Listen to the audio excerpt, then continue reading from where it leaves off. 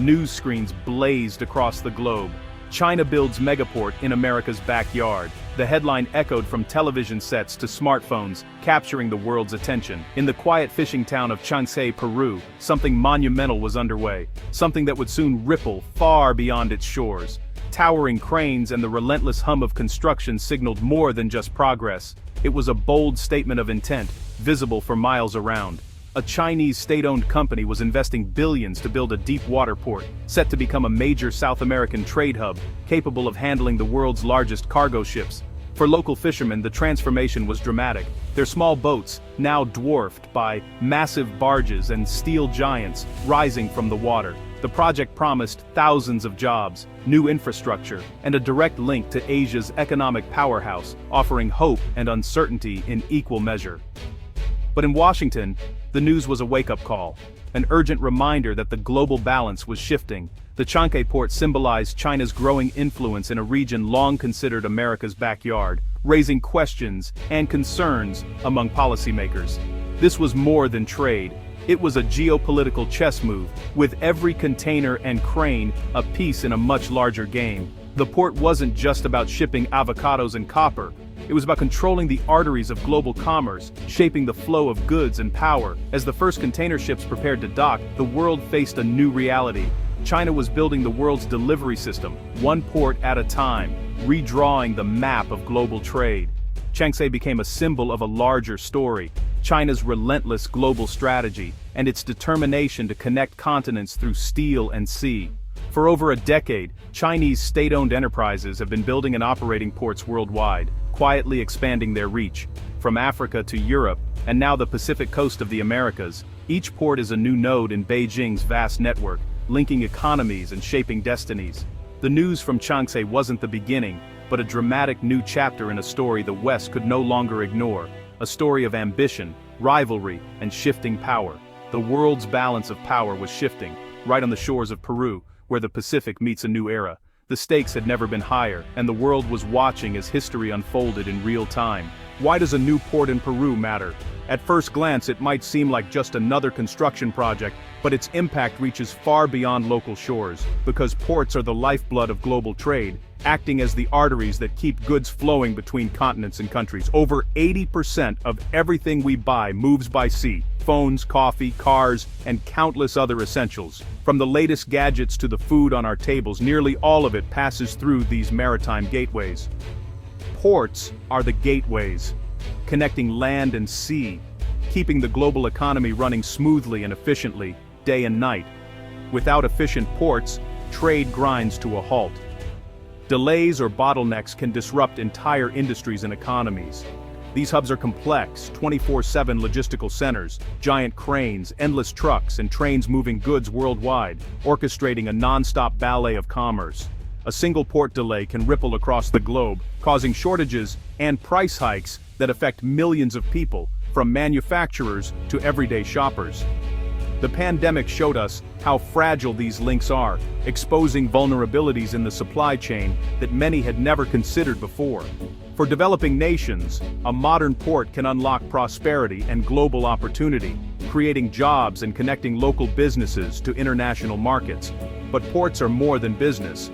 They're instruments of national power, shaping the balance of influence between nations. Whoever builds or controls a port gains economic leverage and influence, often shaping trade routes and political alliances. That's why the race to develop port infrastructure is fierce. It's about securing a strategic advantage in global commerce and ensuring a nation's place in the world economy. Ports aren't just about trade, they're about who holds the keys to the world's economy, and ultimately, who shapes our future. China's rise as a maritime power is staggering. In 2 decades, Chinese companies have financed, built, or operated over 100 ports in 60-plus countries. This string of pearls stretches from Asia to Europe, Africa, and now Latin America. Chinese firms now operate terminals in nearly half of the world's top 50 container ports. In Europe, they've transformed struggling ports like Piraeus into major hubs. This isn't accidental, it's a deliberate long-term strategy.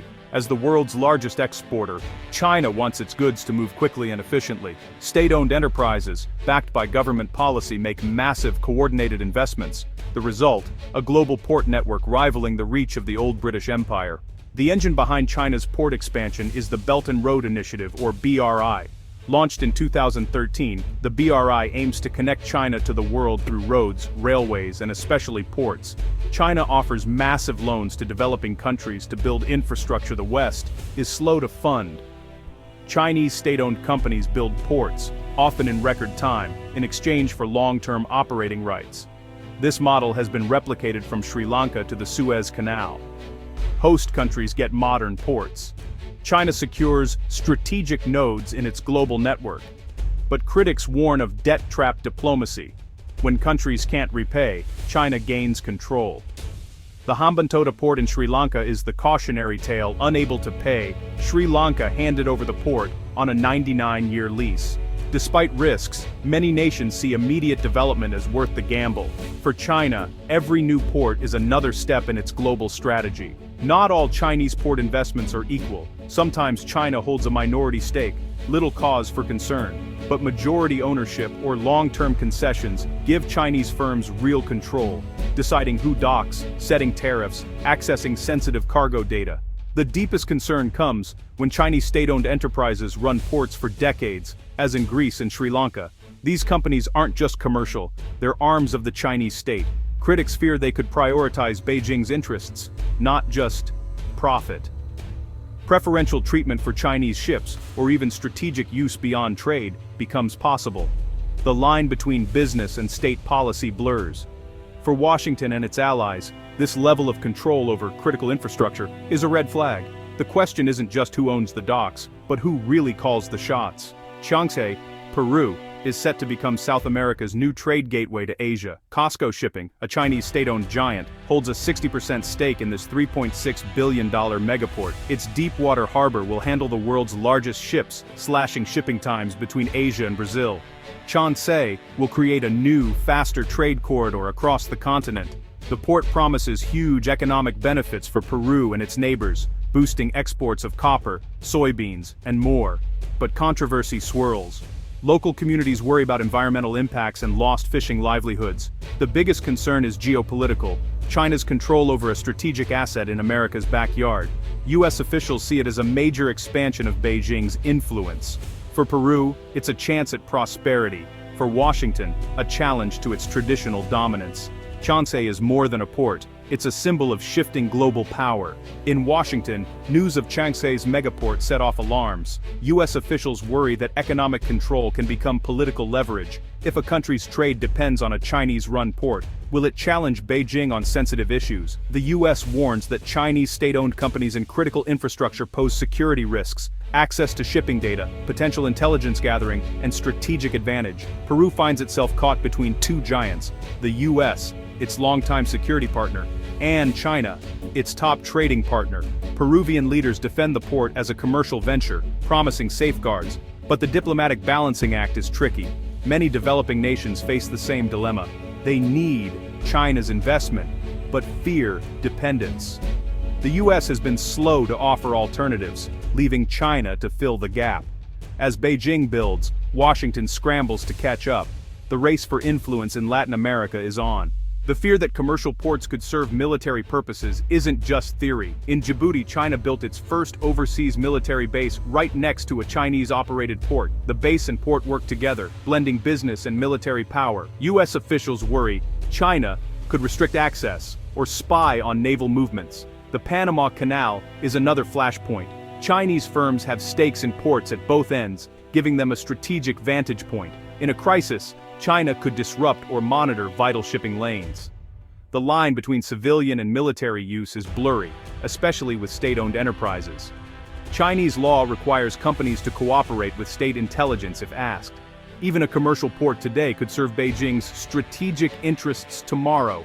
For US security planners, this is the risk that keeps them up at night. The stakes go far beyond trade. As China's port empire rapidly expands, the world faces a new and complex reality. Every port deal is now a political choice, not just an economic one. The sheer scale and speed of China's investments are reshaping the global landscape, making each agreement a matter of international strategy.